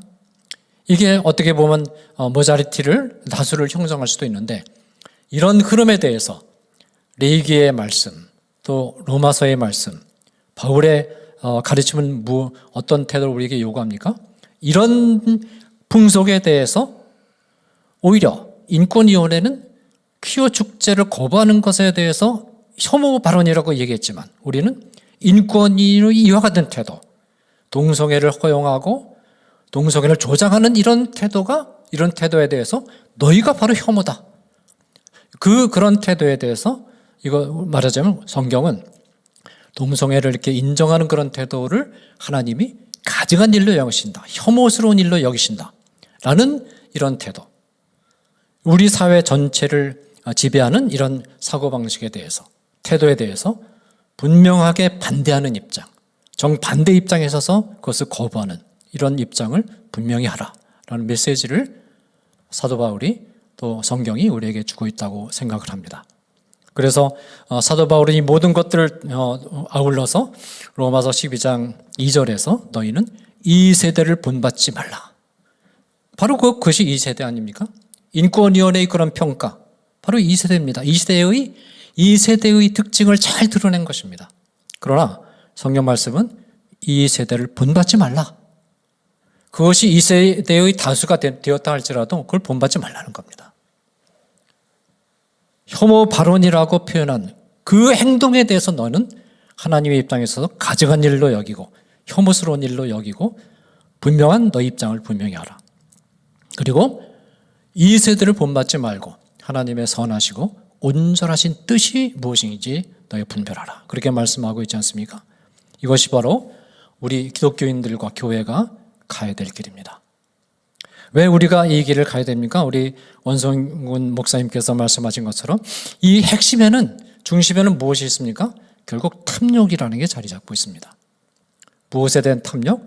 탐욕은 여러 가지 대상이 많죠. 권력에 대한 탐욕, 재물에 대한 탐욕, 명예에 대한 탐욕 이런 것들이 많은데 그 가운데 하나로서 어떤 탐욕이 있느냐? 성적인 욕구, 욕구라는 그런 탐욕이 있습니다. 결국 이런 그 탐욕, 특별히 성적인 욕구가 이렇게 이 하나님이 제정하신 그 범죄를 떠나서 이렇게 말하자면 동성애라든지 이런 쪽으로 발현이 될 때 결국 문명을 멸망시키기 때문에 그렇습니다. 이 사회가 동성애, 죽음을 향한 문화의 선상에 있는 동성애에 대해서 허용하고 이것을 허용해버리면 결국은 궁극적으로는 사회가 해체되고 사회가 멸망을 향해서 가는 그런 길에 들어서기 때문에 우리가 말하자면 이런 문화에 대해서 이 세대의 풍속에 대해서 명확한 반대 입장을 우리가 분명히 해야 된다라는 것입니다. 그 다음에 이제 두 번째 포인트는 우리 원성욱 목사님께서 특별히 스파르타쿠스 이야기를 하시면서 한 수도사가 말하자면 그 콜로세움 경기장에 들어와서 잔인한 이런 그 로마의 검투사 경기를 중단시키도록 그렇게 외쳤다라는 점, 이 점이 굉장히 아주 중요한 그런 포인트라고 저는 생각을 합니다. 히브리서 12장 4절에 보면 이런 말씀이 있습니다. 너희가 죄와 싸우되 아직 피 흘리기까지는 대항하지 아니하고. 그렇죠? 자, 우리가 만약에 그 수도사가 하나님께 간절히 기도하자. 그리고 골방에 앉아서 간절히 기도만 하고 있었다면 과연 이 검토의 경기를 중단시킬 수 있었을까요? 모르죠.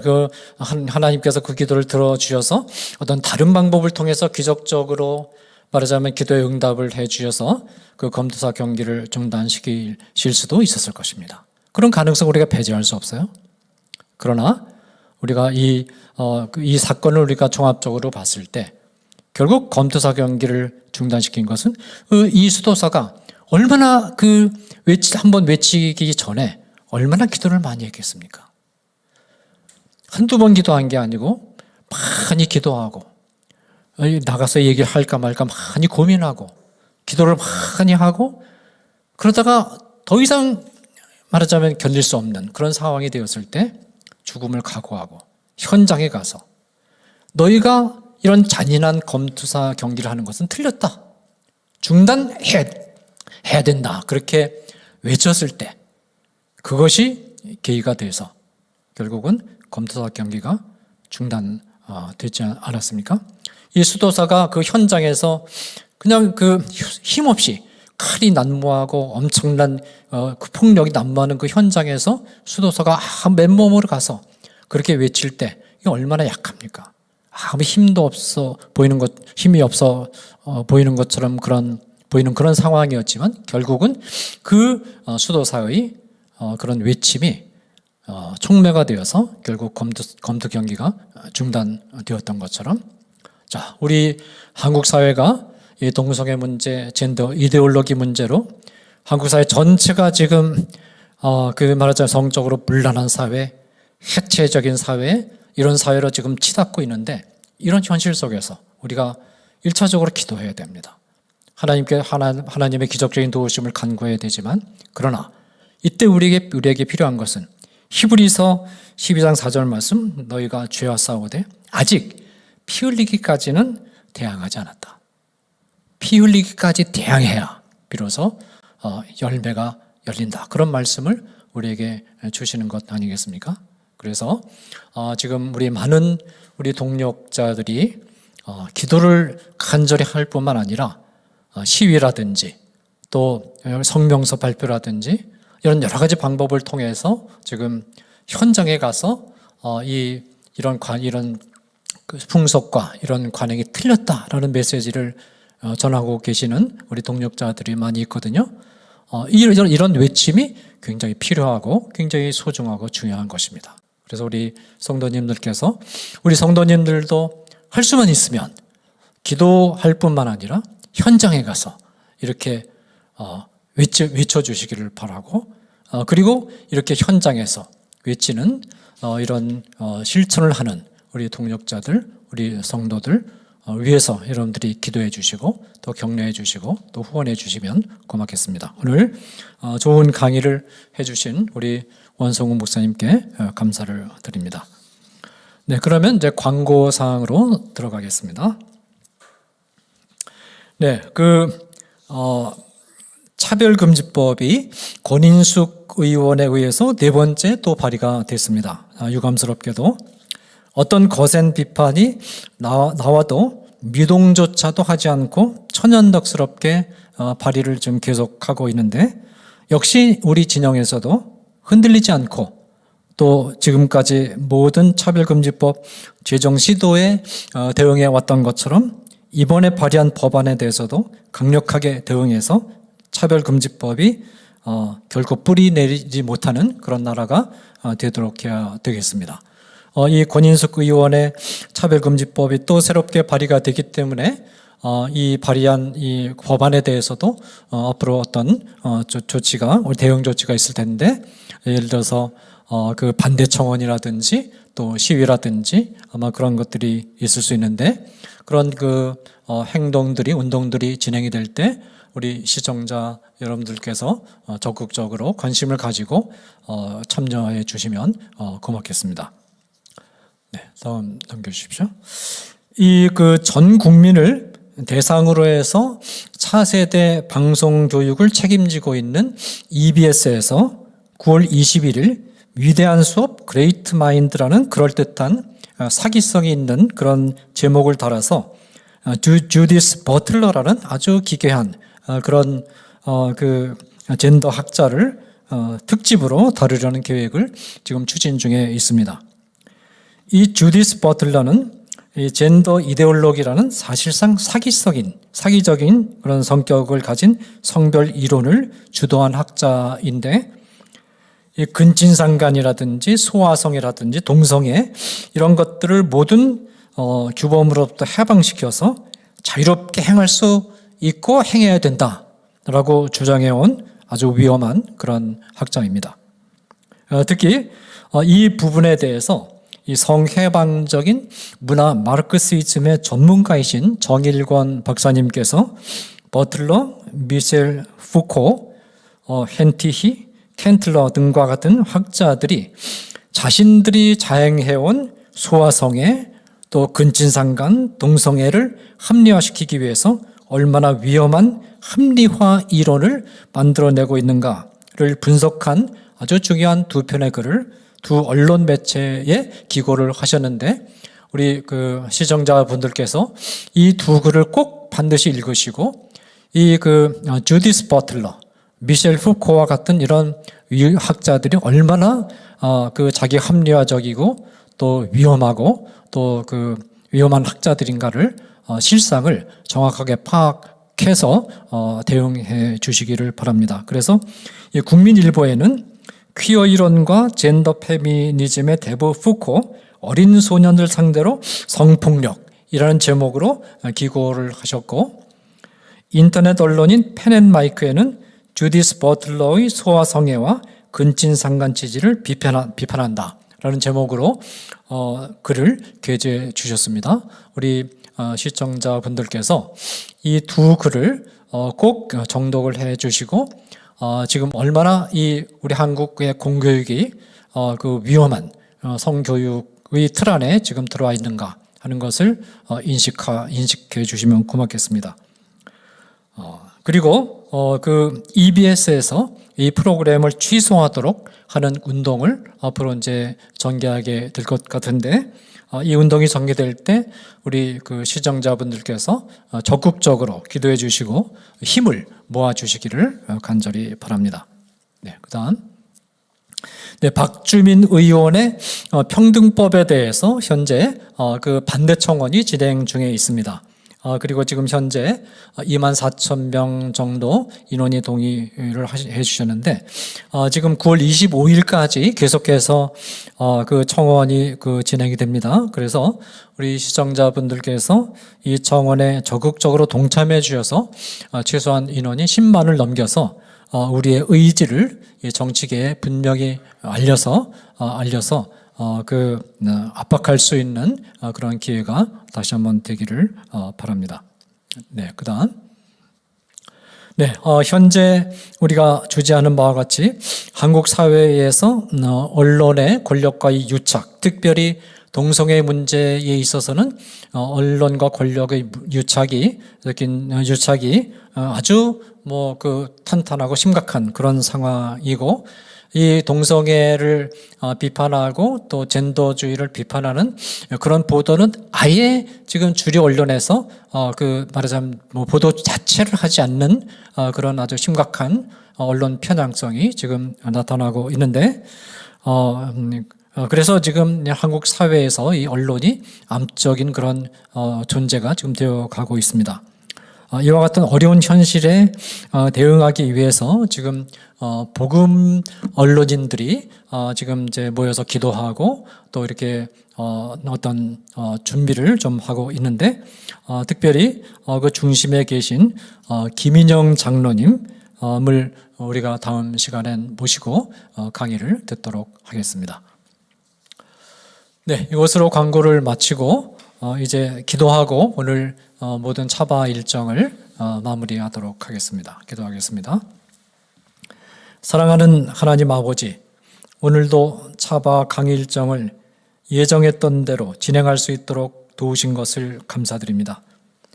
성경의 가르침에 반하며 우리 사회를 병든 성문란 사회로 몰고 갈 것이라는 거듭된 경고를 했음에도 불구하고 또다시 차별금지법이 발의되었고 자라나는 어린 세대의 막강한 파급 효과를 가진 EBS 공영방송이 병적인 성문란 행위를 대놓고 소개하고 가르치는 프로그램을 통해서 국민들과 어린 자녀들에게 성윤리 해체를 세뇌화시키는 교활한 시도를 하고 있습니다.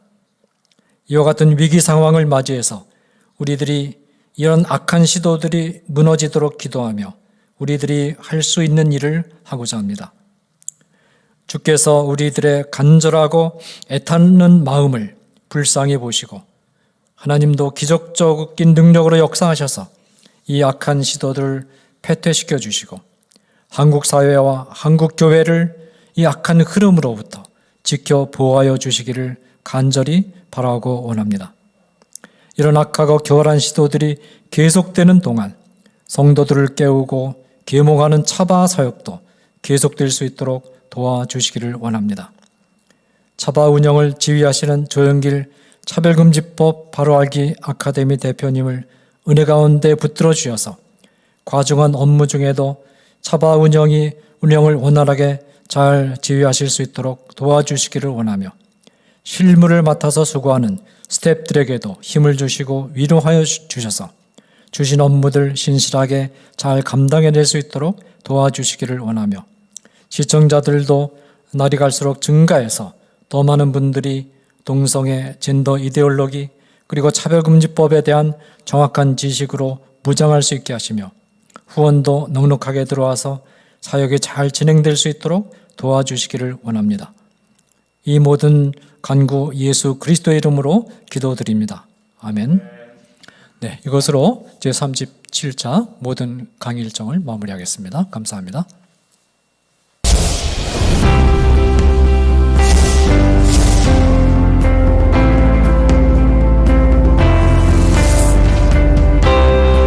채널 공유운동, 유튜브 채널 공유운동에 대해서 말씀을 드리겠습니다. 차바 채널과 여러분들의 교회의 유튜브 채널이 공유된다는 게 무슨 뜻인가 하면 차바에서 매주 금요일마다 차별금지법에 관련된 좋은 영상을 실시간으로 송출하게 됩니다. 차바와가 공유된 여러분들의 교회 유튜브 방송에도 저희들이 영상이 실시간으로 송출되게 됩니다. 처음에 시작할 때 50개, 100개, 200개, 240개까지 증가했습니다.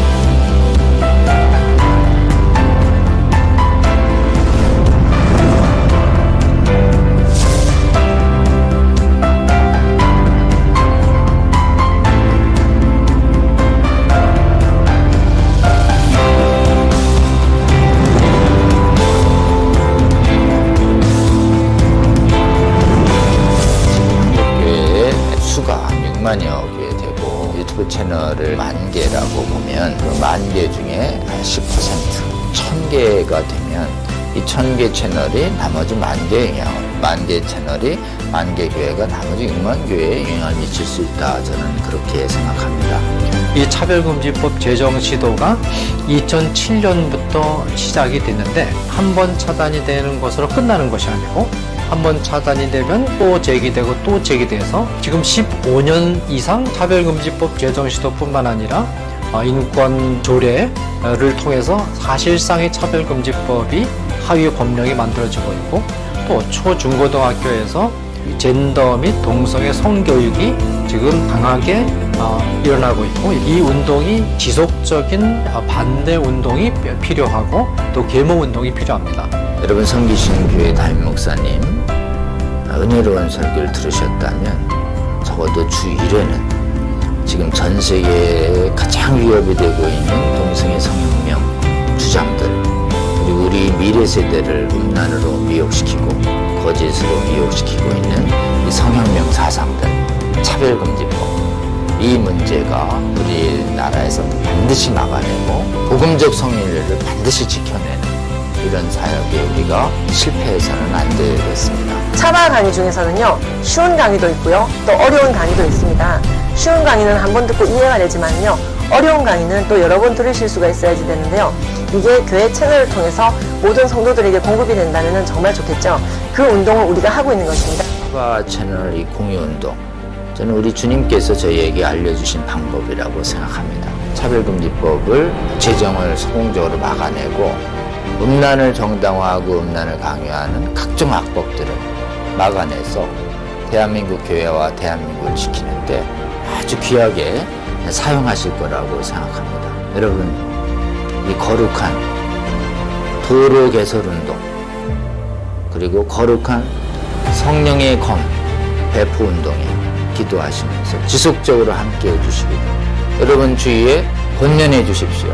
여러분의 작은 동참이 한국교회와 세계교회를 새롭게 하고 주님 다시 오실 때까지 이 악하고 음란한 세대를 선하고 거룩하게 만드는 데 귀하게 사용하실 거라고 그렇게 믿습니다.